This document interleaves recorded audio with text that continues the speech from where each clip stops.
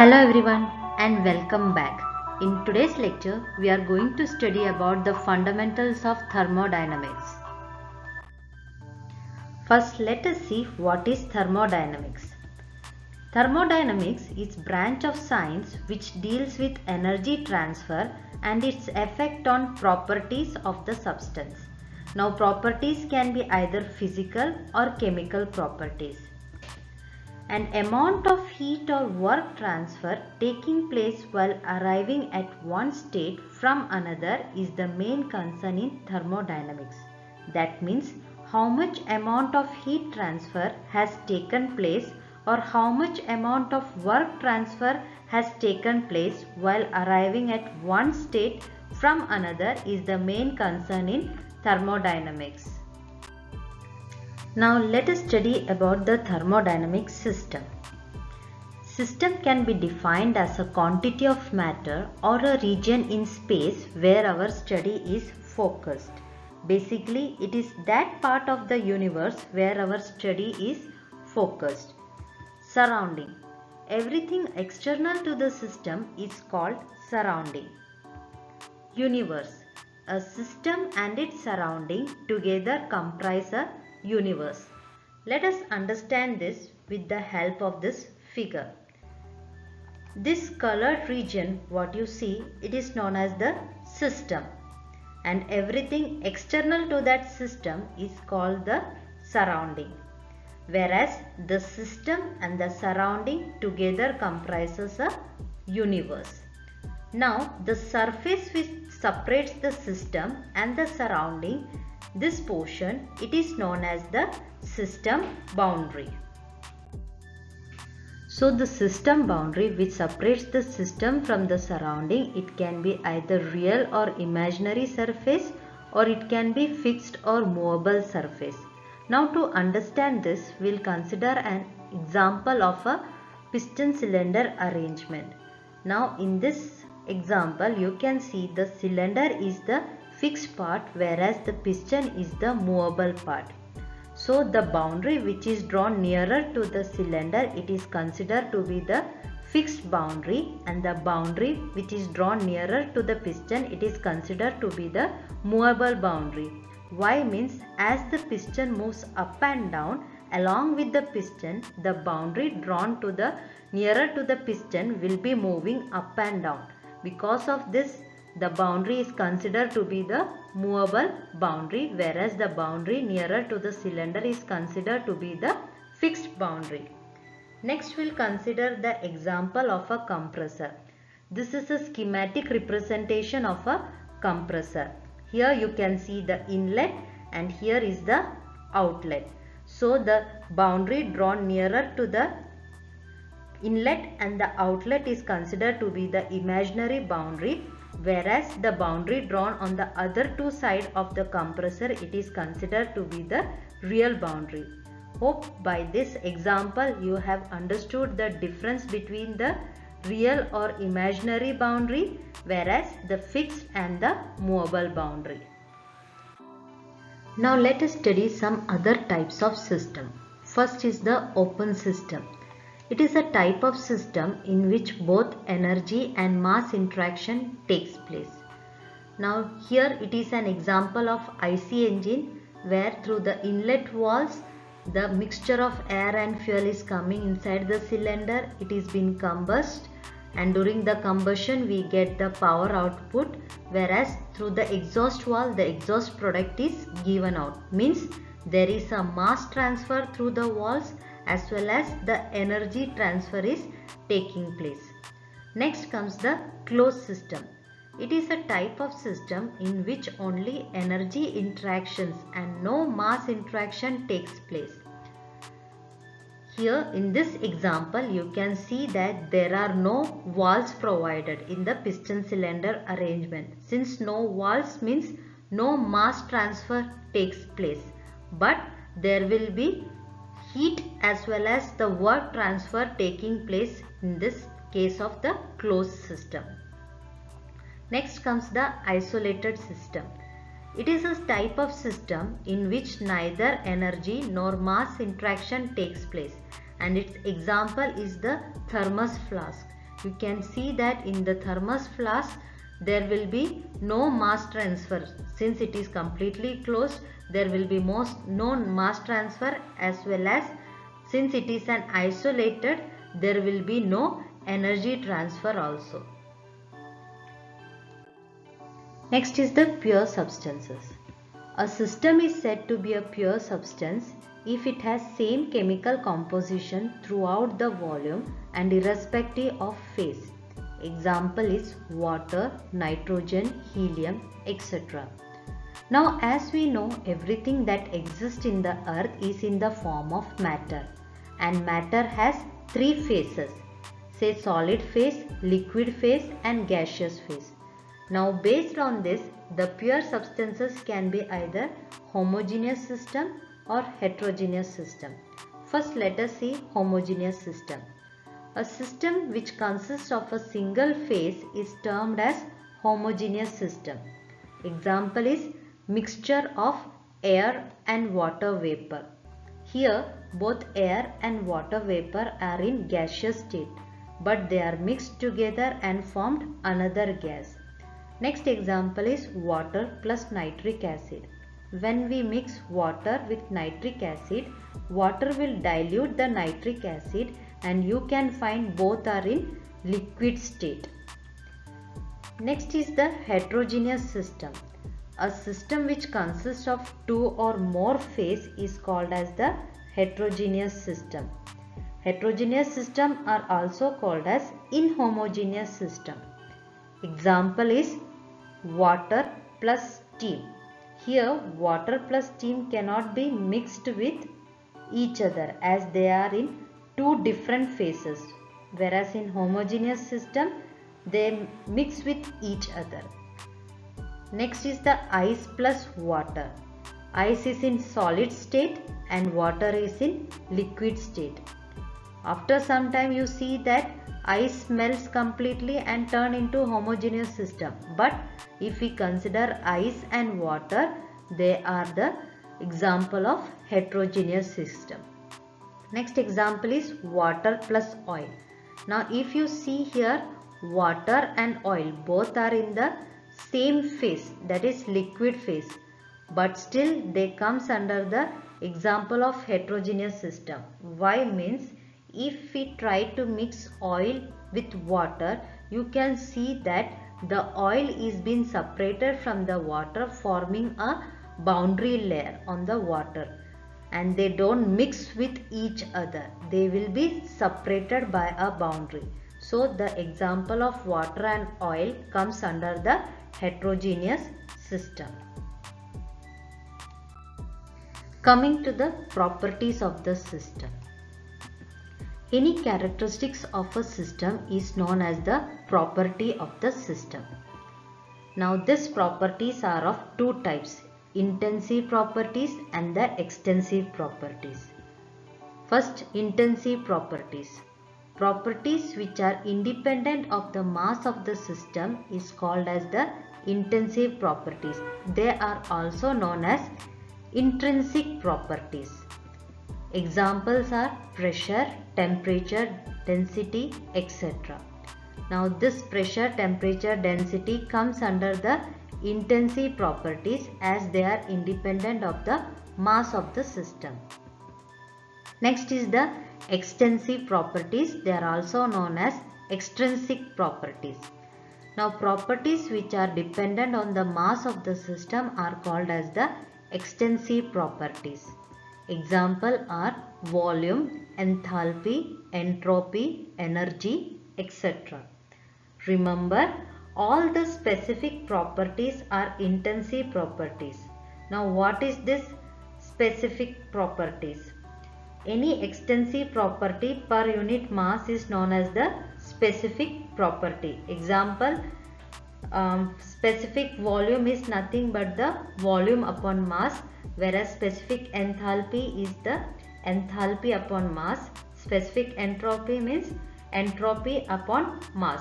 So all these specific properties comes under the intensive properties.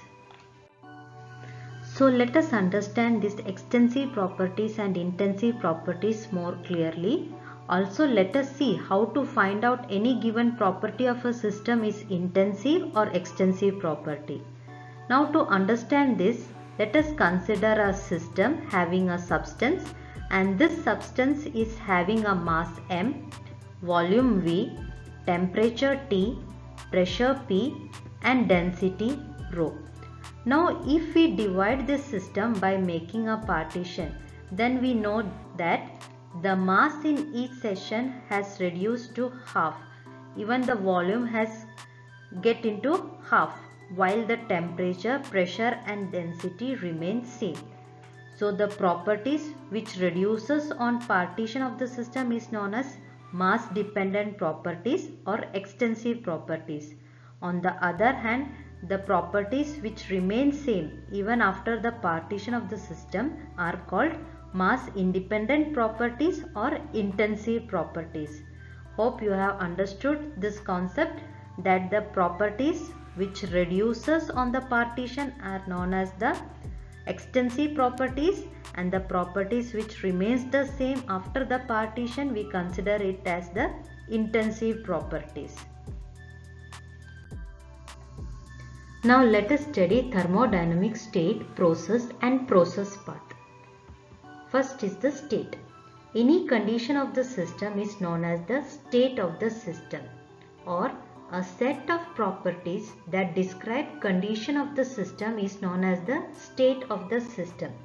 Properties means it can be pressure, temperature or volume. Now for example, if I say that system is at state 1, then the condition of the system at state 1 will be described as P1, V1, T1. So these are the properties which describe the state. Next is the process. Change of state is called process. If any property of the system is changed, then its state changes, and this change of state is called the process. Next is the process path. The infinite states through which the system passes while going from initial state to final state is called as the process path. For example, if I say state 1 and state 2, then the infinite states through which the system passes while going from initial state to final state is called the process path. Now let us understand this with the help of a figure. Now in this figure you can see that the piston is at position 1 and after some time it reaches to the position 2. Means at this position 1 it is having some initial state, and this is the final state of the piston. So here the piston has been compressed. Alright, so this change in state is known as the process. Here we are undergoing a compression process, and the process path means from state 1 to state 2, the infinite states through which the system passes while going from this initial to the final state is called as the process path. Next is the classification of processes. Processes are basically classified into two categories. First is the quasi-static process and non-quasi-static process. Second is the reversible process and irreversible process. First, let us see the quasi-static process. It is that kind of process that occurs infinitely slow. Means any process occurring infinitely slow is known as the quasi-static process. Now let us consider a piston cylinder arrangement having a compressed gas at state 1 defined by its properties P1, V1, T1. Now here there are infinitesimally small weights, that is made up of very large number of small weights are kept on the piston. Say dW is the weight of each slice. So that summation of dW will be equal to the total weight which is kept on the piston. Now remove each of these weights one by one, and because these are infinitesimally small weights, the system proceeds from state 1 to another state through a series of equilibrium states. As you see, this equilibrium states has denoted by star symbols in the PV diagram. Each points are referring as states which are in equilibrium condition. If the system proceed in this manner, this is referred to as a quasi-static process. Next is the non-quasi-static process. It is that kind of process that does not occur infinitely slow. That means, let us consider a piston cylinder arrangement. Here also the compressed gas is at state 1 having the properties P1, V1, T1. But the weight is the solid weight which is kept on the piston. Now let us remove the weight from the piston, which results in upward movement of the piston. Because of the gas which was compressed, it will now get expanded. Therefore, the system will reach a new equilibrium state which is referred to state 2, defined by its properties P2, V2, T2. Therefore, the system is defined only at its initial and the final state. So, this is how a non-quasi-static process is defined. Next is the reversible process and irreversible process. Reversible process. It is that kind of process which can be reversed in direction following the same path and without leaving any effect on the system and the surrounding. Now if you look at this statement, there are three conditions. First is the reversed in direction, second following the same path, and third is without leaving any effect on the system and the surrounding. If all these three conditions are satisfied, then only we say that the process is reversible. Now if any one or two or all the three conditions are violated, then we say that the process is not reversible or it is an irreversible process. Now here you can see some of the examples of reversible process and irreversible process. But in actual practice, there is no process which is reversible or quasi-static process. So this process can be considered as an ideal process. Also remember, all quasi-static process are not reversible process, but all reversible process is always quasi-static process. In the study of thermodynamics, there are two important approaches, that is macroscopic approach and the microscopic approach. First, let us see the macroscopic approach. In macroscopic approach, we are concerned with the gross or average effects of many molecules. That means we take the average molecular behavior.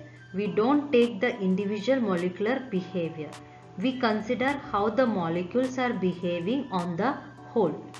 This approach is used in the study of classical thermodynamics, and the properties like pressure, temperature, volume, etc. needed to describe the system can be measured using the macroscopic approach. Next is the microscopic approach. Microscopic approach considers the behavior of every molecules by using statistical method. Here we need to consider the changes undergone by each and every molecules and which can be analyzed by using the statistical method. This approach is used in the study of the statistical thermodynamics. The properties like velocity, momentum, kinetic energy, etc. needed to describe the system cannot be measured easily, but this can be done easily with the help of the microscopic approach. A system is not in thermodynamic equilibrium unless the condition of all the relevant types of equilibrium are satisfied. Basically, thermodynamic equilibrium consists of four equilibrium. They are thermal equilibrium, mechanical equilibrium, chemical equilibrium, and phase equilibrium. For the system to be in thermodynamic equilibrium or complete equilibrium, all these four should be satisfied. If any one of them is not satisfied, we cannot say the system is in thermodynamic equilibrium. Now let us study one by one. Thermal equilibrium. Equality of temperature. If the temperature of the system are not equal, then there will be heat flow, and if there is a heat flow in the system, then we say that the system is not in thermal equilibrium. So for the system to be in thermal equilibrium, there should be no heat transfer. Next is the mechanical equilibrium. That means equality of forces, or the forces arising due to pressure. That means the pressure should be same at each and every point of the system with time. Means the pressure should not change with space, or it should not change with time. If that condition is satisfied, we say that our system is under mechanical equilibrium. Next, the chemical equilibrium. Chemical composition of the system should not change with time. That means within the system, chemical reactions should not take place, and if that condition is satisfied, we say that the system is in chemical equilibrium. And the last one is the phase equilibrium. Phase equilibrium means mass of each phase should remain constant with time.